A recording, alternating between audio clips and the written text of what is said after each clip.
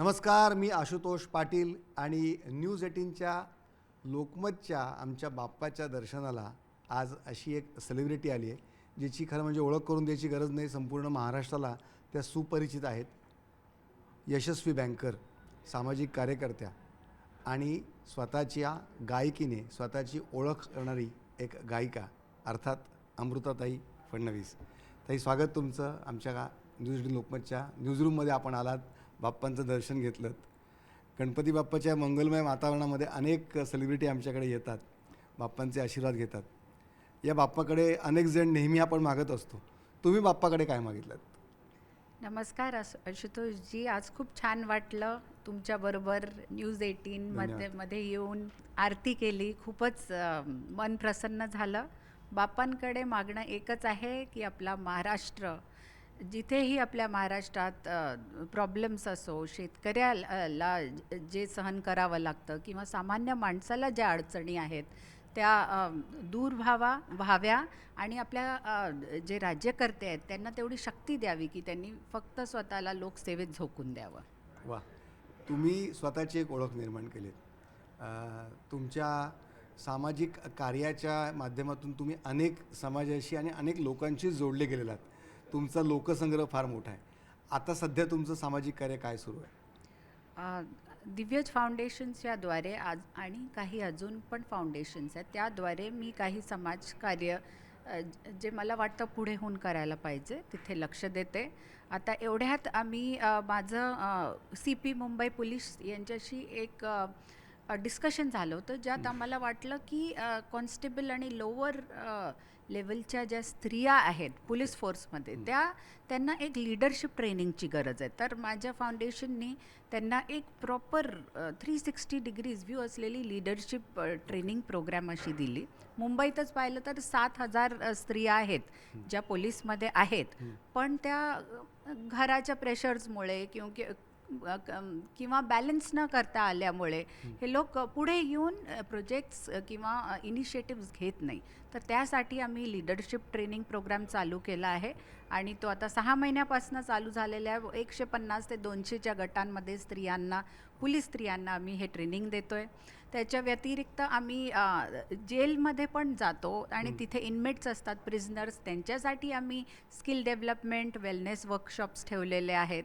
Acid विक्टिमसाठी आमचे regular workshops चालू असतात किंवा त्यांना पायावर उभं करण्यासाठी प्रोग्राम्स चालू असतात. फार कमी लोक ॲसिड विक्टिमसाठी पुढे येतात. हो, आणि त्यांच्यात एकच त्यांना प्रॉब्लेम असतो की ॲक्सेप्टन्स नसतो लोकांमध्ये. तो ॲक्सेप्टन्स जर लोकांनी त्यांना दिला, त्यांना दया नको असते, त्यांना लोकांचा ॲक्सेप्टन्स पाहिजे असतो. ते जर आपण पुढे येऊन त्यांना एक आपला हात दिला की तुम्ही आणि आम्ही एक आहोत, एकत्र चालू, तर त्या खूप आनंदी होतात. खरंच चांगलं आहे. त्याच प्रकारे पालघरमध्ये अंगणवाडी वर्कर्ससाठी आम्ही ट्रेनिंग कॅम्प ठेवला होता, ज्यात कसं रेकग्नाईज करायचं मॅलन्यूट्रिशनच्या मुलांना आणि वेळेवर कसं हॉस्पिटलला पोचवायचं, असे प्रोग्राम्स पण आम्ही करत राहतो.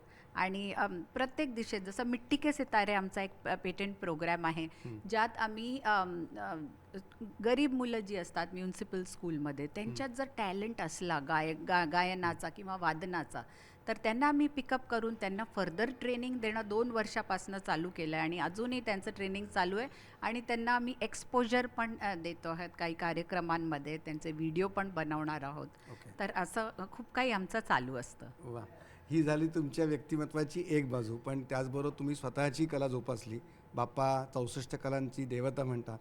आत्ता आम्ही आरती आपण जी केली ती तुमच्याच आवाजात तुम्ही 2 वर्षापूर्वी केलेली ती रेकॉर्ड होती.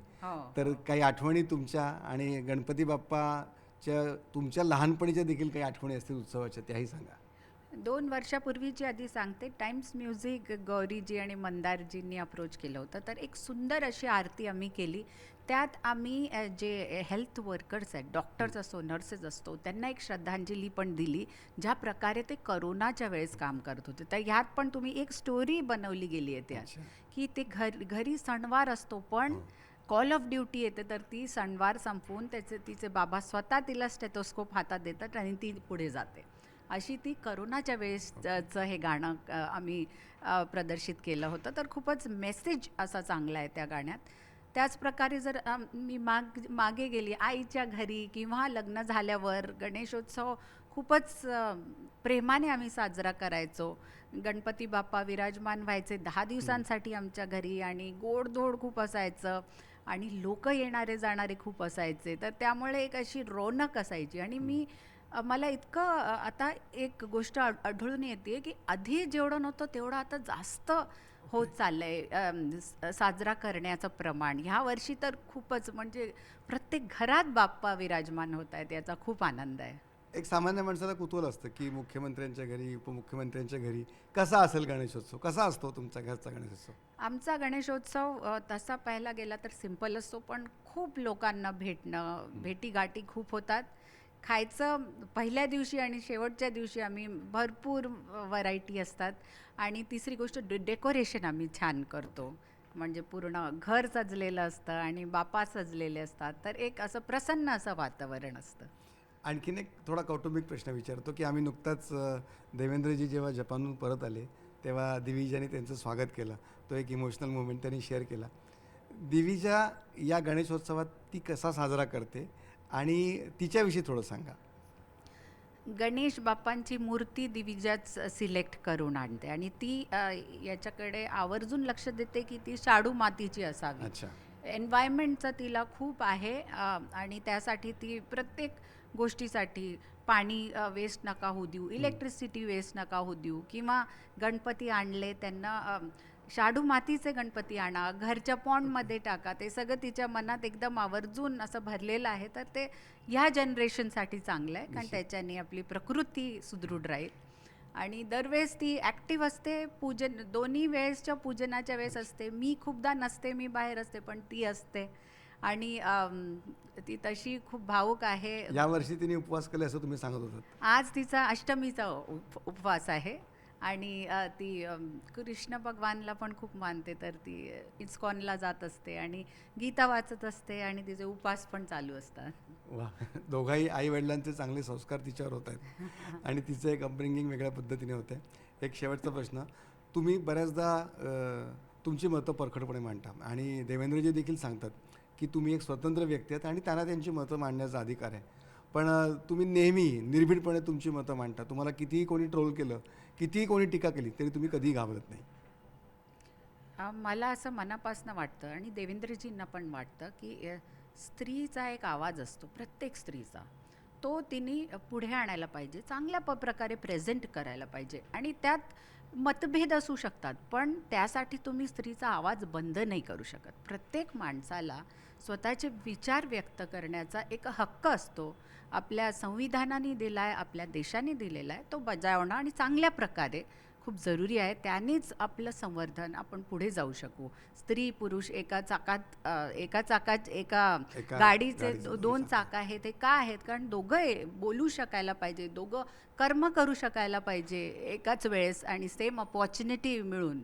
तर त्यासाठी मला वाटतं मी पण बोलणं जरुरी आहे आणि प्रत्येक स्त्रीनी बोलणं जरुरी आहे. नक्कीच. गणेशोत्सव आपण साजरा करतो, घरोघरी गौरी आणतो, त्या गौरी मातेचं पूजन करतो, पण त्याचबरोबर घरातल्या स्त्री शक्तीचा देखील मान आम्हाला तुमच्या घरातलं एक उदाहरण पाहायला मिळतं.